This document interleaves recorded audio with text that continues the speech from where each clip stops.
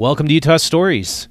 So last week we talked to a couple of homeless housing experts. It was really excellent conversations we had with Carol Hollowell, who operates Switchpoint, and she has created a whole new paradigm for homeless housing, permanent supportive housing, and temporary housing, which is to offer homeless people dignity and respect in their housing, in that they don't have to go through a airport security type check in order to get into their room.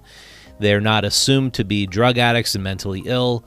Instead, she provides them with the dignity of just being people who can enter and come and go as they please. And the worst that they do is they have drug-sniffing dogs go through, I believe, people's possessions. Don't quote me on that. That might not be true. But basically, she gives them far more trust than what our typical homeless housing authorities provide these people. And so I bring that up because we have a serious problem here in the United States. I want to get into this story. There is not enough housing. There's a huge housing gap between what people can afford and what is out there. And there's also a big problem with the number of people who are currently looking for housing and can't buy anything, who are going to be long-term renters. So why is this such a big deal? It's because being a long-term renter is you're missing out on one of the best wealth-building mechanisms that you have access to in the United States. Other countries kind of don't have this. Like Germany, we found out it's almost impossible to buy an apartment in Germany. But United States, it's almost always, especially in places like Western Great Basin states, it's almost always been possible for people to afford housing and to get into houses for cheap. And it's one of the greatest, wealth building mechanisms, retirement security mechanisms we've always had. And now that housing is so unaffordable, and we're looking at people being lifetime renters, the question is, what are all these thousands, if not millions and millions of people going to do when they supposedly retire? Right now, we are looking at Social Security being insolvent, if we're lucky, but the earliest by 2035. I mean, there's just not enough money. The way Social Security was supposed to work was it was supposed to take that money aside and invest it for people. Instead, Social Security is taking out more money than it's taking in. And eventually there's more money, way too much more money going out than there is coming in. Then it's completely insolvent, and then nobody's going to get their money. I hate to burst your bubble if you were planning on getting your Social Security check in 20 years, but chances are you're not going to be able to get it and or rely on it. So how are you ever going to retire? I think you have to have property. You have to have a paid-off home mortgage, and very likely we're going to be working into our mid-60s, 70s, maybe even our 80s. And it's just a fact of and reality of our new economy. But why does it have to be this way? Does it have to be this way? What we're hearing from the government is we need to allocate more and more money from taxpayers into affordable housing, and that is the only way we're going to solve this problem, because market forces are not producing affordable housing. But I want to tell you today that this system is rigged. I mean, I've looked into this. My family has a real estate background. My dad was a realtor for 40 years. My grandpa before him was a real estate broker. Both were brokers for 40 years. And the thing about housing is that the supply has intentionally been limited through zoning laws. And the zoning laws, the way they were written back in the 1930s, was when this started. They decided that the ideal suburban community was going to allow for third of an acre to fifth of an acre, eventually got to as little as eighth of an acre plots, where houses were built in neighborhoods which would then devour a massive amount of land in a short period of time. To have a big backyard or to have any yard at all, that is actually mandated through laws, through zoning laws, and it really limits the supply of housing. And that's not the case in UK or Germany. I've spent quite a lot of time in Europe, and you go into Europe, and there's really no such thing as the suburbs. I mean, what you have in a town like Munich, I've been to Munich a few times, and then outside of Munich, you have the town of Dachau. You get on a train, and when you go from Munich to Dachau, which is like going from Salt Lake City to I would say Sandy, it's about the same distance. You actually are going about 30 miles, and between Munich and Dachau, you see farmland and empty farmland. And then once you get to Dachau, there's this very, very distinct city center where just outside of the city center and around the city center, you have this gradated level of high-density housing. And it's mostly apartments, high-scale apartments closer to the city. As you go further out from the city, you have lower-end or smaller apartments and condominiums. These apartments can be bought. And so what that does is it frees up tons of land, which they needed to do in Germany and UK, where their land scarcity was a major problem, for farming and agriculture. They had to do this, otherwise they can't feed their populations. Here in the United States, we have so much land that we were never worried about, housing devouring up all the usable farmland. But that's really what's happened here, especially in Utah. I've studied the suburban growth model here in Utah and suburban sprawl, and we've built over the top of really all of the best farmland in Utah.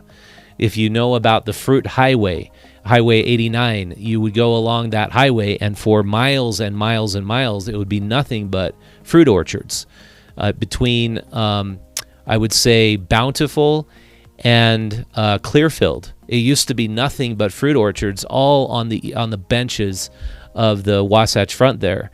And over time, of course, that all the orchards got sold and developed, and the farmers cashed out.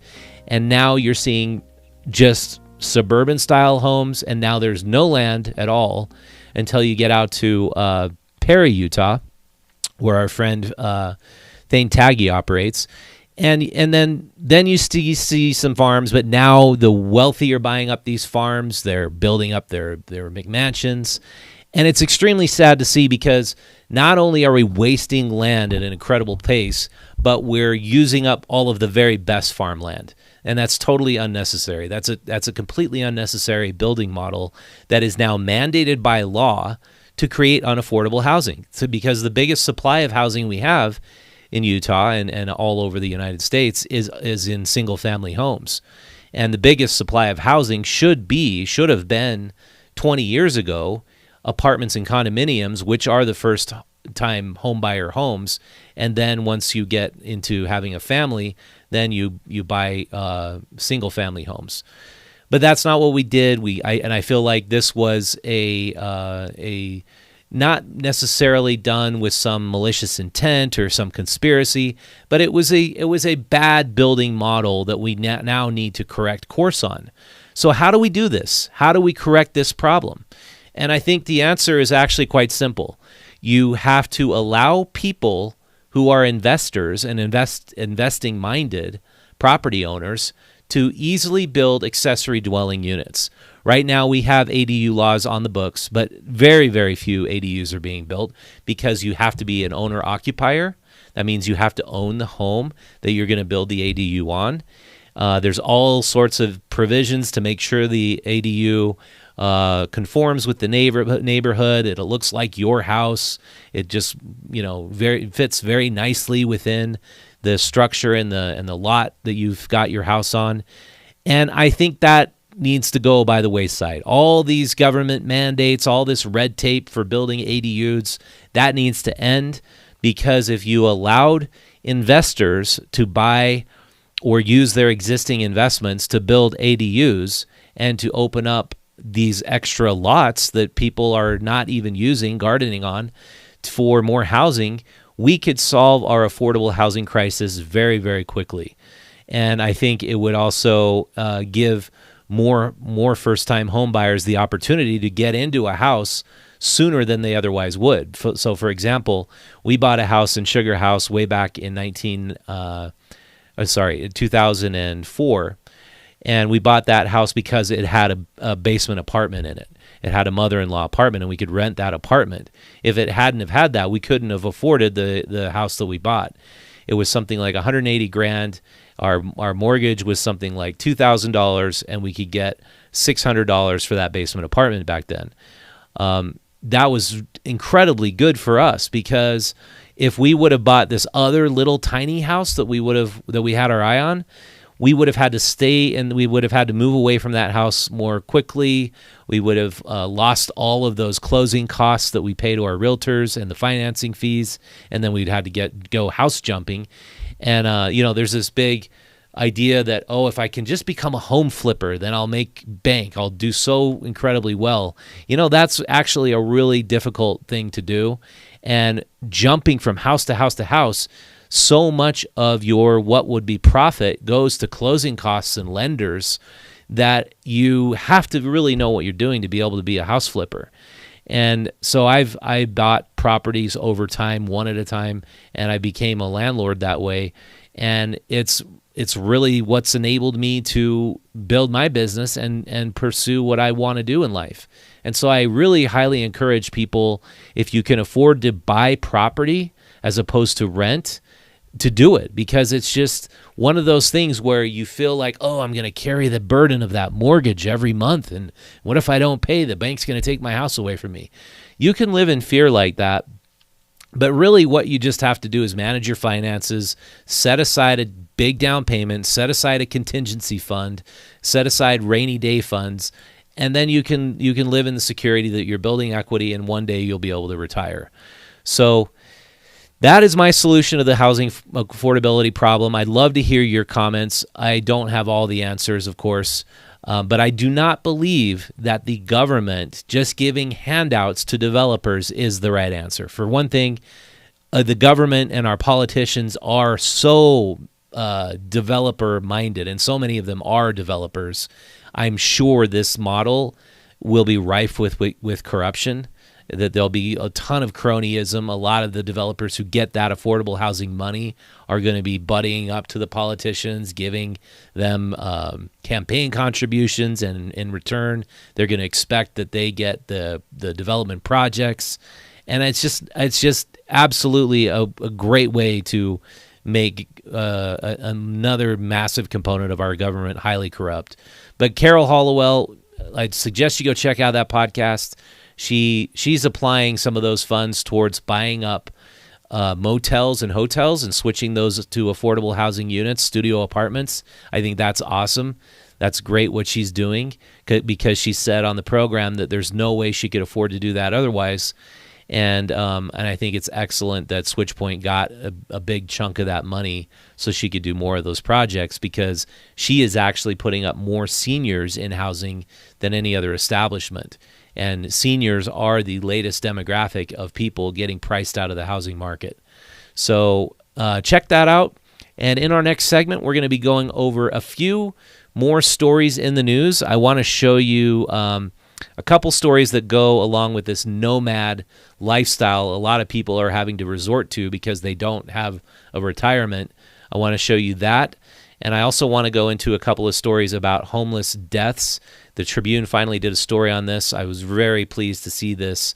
But I want to talk about why Salt Lake City Police Department does not want to give us the data that we were asking for, and why is it they gave it to the Tribune. So that's coming up next. I'll see you in a few minutes.